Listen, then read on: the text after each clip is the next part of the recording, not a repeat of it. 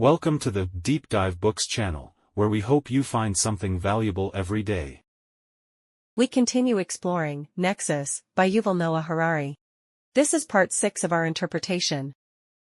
The more I read Nexus, the more I feel Harari only wrote half a great book.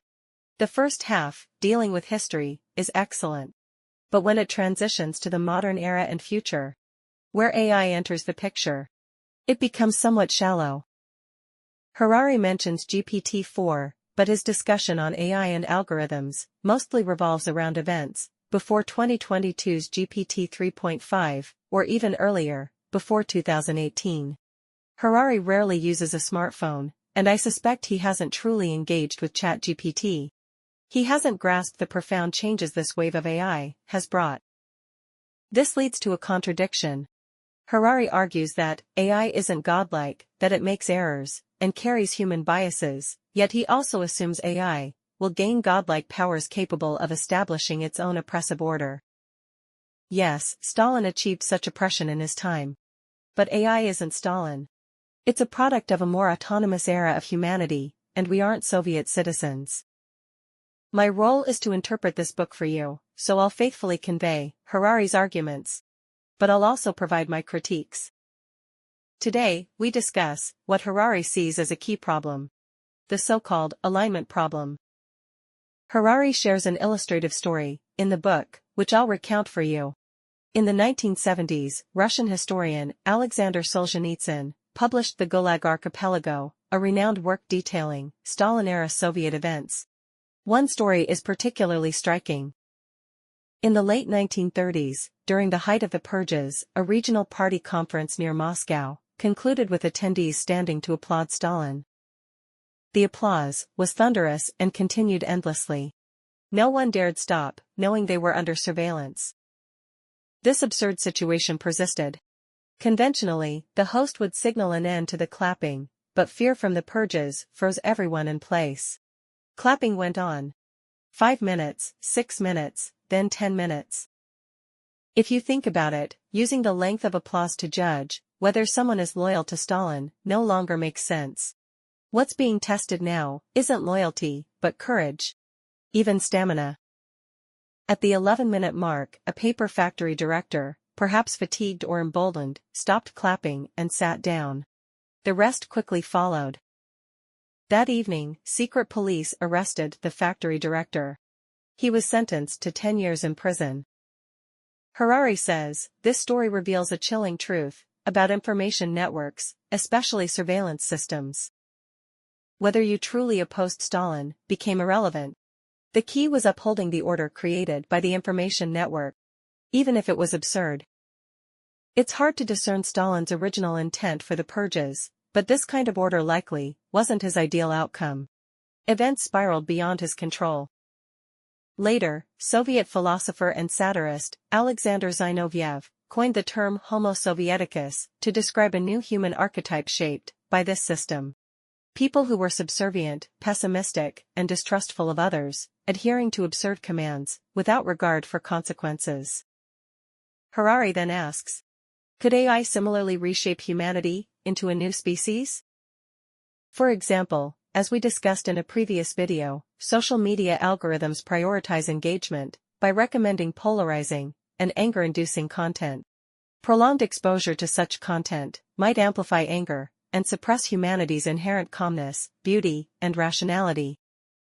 This aligns with what Professor Thi Nguyen said about gamification. Humans are multifaceted, but when reduced to measurable metrics, reality becomes distorted. Harari takes this further, suggesting this isn't just distortion, but the creation of intersubjective realities built by computer networks. Take Pokémon Go as an example. Players using their phones can see virtual Pokémon in real-world streets and even catch them. Non-players can't see these creatures. But does that mean they don't exist? For those playing the game, the Pokémon are undeniably real. This is an intersubjective reality. Similarly, Google's PageRank, which assigns rankings to websites, creates an intersubjective reality. Everyone acknowledges it and works to improve their rankings, establishing a form of order. Harari questions whether such realities could devolve into the kind of madness seen with medieval witch hunts or the Soviet collectivization campaigns. One of Harari's worst-case scenarios involves AI inventing a complex financial instrument, understandable only to computers, that could trigger an economic collapse. Preventing such scenarios brings us back to the alignment problem. Many view alignment as merely ensuring AI adheres to ethical standards, but the deeper philosophical question extends beyond AI. How do you ensure that a tool faithfully achieves its intended purpose? As Harari puts it, the essence of the alignment problem is this. We reward behavior A, but expect outcome B. A classic example is Napoleon. Tactically and strategically, Napoleon was a master, winning battle after battle. But what was his ultimate goal? When it comes to warfare, Napoleon was a master of both tactics and strategy, almost always emerging victorious. But think about it. If you were Napoleon, what would your ultimate goal be? Perhaps you'd want to make France dominate the world, or achieve unparalleled glory, to be remembered in history. Those are all plausible objectives. But no matter what, you certainly wouldn't want to strengthen the neighboring countries, right? Yet the result of Napoleon's consecutive victories was precisely the opposite. He ended up empowering the countries around France. Italy and Germany were not modern nation-states at the time. Italy consisted of dozens of city-states, constantly at odds with one another, while Germany had over 1,000 independent entities. Concepts like nationalism or national sovereignty were practically non-existent for them, and they posed no real threat to France. It was Napoleon who awakened, unified, and strengthened them. Napoleon dismantled the traditional social structures of Italy and Germany, effectively transforming them into cohesive national entities.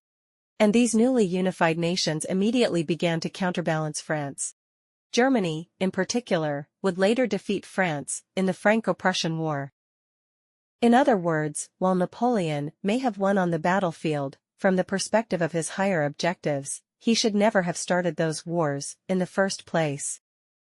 This is what's called a lack of alignment. Alignment isn't exclusive to AI. Nearly 2 centuries ago, Prussian military theorist Karl von Clausewitz, reflecting on Napoleon's campaigns, wrote in On War. War is a continuation of politics, by other means. This iconic statement emphasizes alignment. War isn't emotional outburst, heroic adventure, or divine punishment. It's a political tool. A military campaign is valuable only if it aligns with political objectives. Winning battles isn't enough. One must ask, what does this victory achieve? We can apply the concept of alignment to the Russia-Ukraine war. Even if Putin were to win, what would Russia gain? Greater strength or weakness? Better standing in global affairs or worse? A better quality of life for its citizens or a decline? Does Putin need war to consolidate power, or is Homo Sovieticus simply in need of its own Napoleon? Philosopher Nick Bostrom proposed the paperclip problem, where you instruct AI to produce as many paperclips as possible, and it ends up using the entire universe's resources to do so. This, too, is an alignment problem. AI fails to understand that your true objective isn't paperclips, but making money or improving life. How do we align AI? This is a question scholars have debated for centuries, primarily splitting into 2 schools of thought. The first is Kant's deontology, which emphasizes adherence to fundamental moral principles. For example, humans have intrinsic value and must always be treated as ends, not merely as means. According to this view, actions should be guided by principles, regardless of the outcomes. Even the greatest benefit cannot justify sacrificing innocent lives. The second is Bentham's utilitarianism, which argues that principles shouldn't constrain action. Instead, decisions should aim to maximize overall happiness and utility in the world, even if achieving greater happiness requires some sacrifices. Yuval Noah Harari highlights problems with both approaches. Utilitarianism falters because no one wants to be the sacrifice. But deontology also has flaws. It's possible to redefine who qualifies as human. For instance, when the Nazis exterminated Jews, they didn't think they were violating Kantian principles, because they didn't regard Jews as fully human. Even Kant himself advocated measures against homosexuality, considering it unnatural behavior. This demonstrates how people can always find ways to circumvent principles. AI will be no different. If humans can't solve alignment problems, how can we ensure that AI won't repeat mistakes akin to Napoleon's? Harari cites several cases where AI alignment went wrong, such as biased hiring algorithms, search engines failing to recognize black faces, and Microsoft's 2016 chatbot being shut down within 16 hours for making extreme remarks. However, these examples are quite outdated. In reality, platforms like YouTube and Facebook have taken significant steps since 2017 to limit or even remove inappropriate and extreme content. Harari also acknowledges some success stories with algorithms. For instance, as early as 2015, Gmail effectively blocked 99.9% of spam emails, while maintaining a false positive rate of only 1%. Of course, these systems are far from perfect. For example, X, formerly Twitter, is still full of misinformation, but much of this stems from humanity's struggle to balance free speech with truth, rather than being an AI issue. Even Mark Zuckerberg recently admitted regretting Facebook's compliance with the Biden administration's content moderation during the COVID-19 pandemic, as it infringed on free speech. Moreover, I believe that higher levels of AI intelligence will only improve alignment.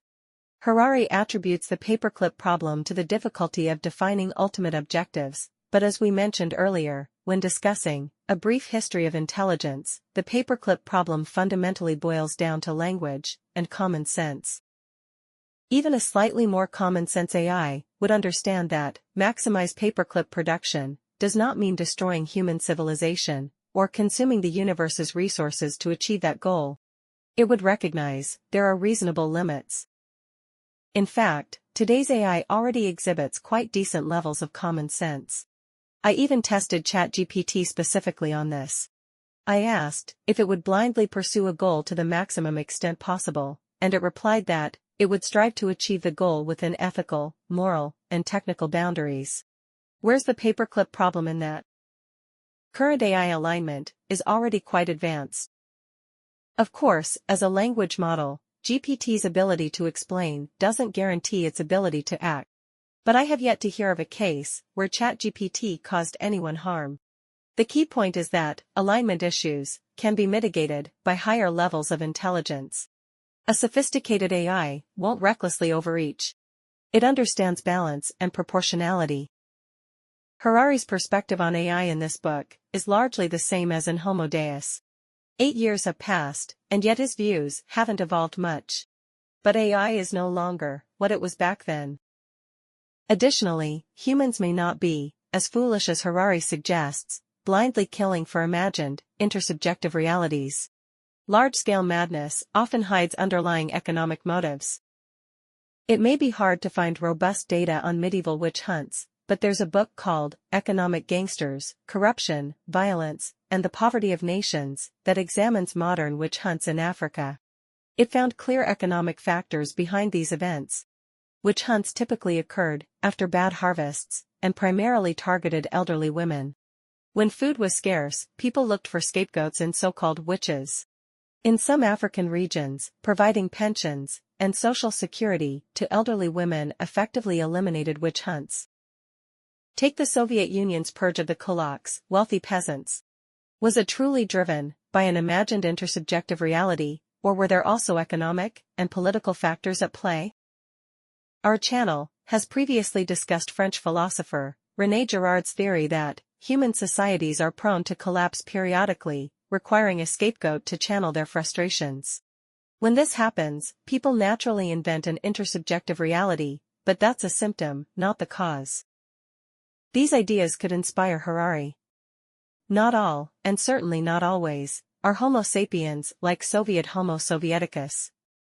And neither today's GPT nor tomorrow's AGI will ever be Stalin. That's it for today's content. Thank you for watching, and I'll see you in the next video. If you feel there is value in this, please like, subscribe to this channel, and leave your thoughts or suggestions in the comments section. Let's grow together and read more good books.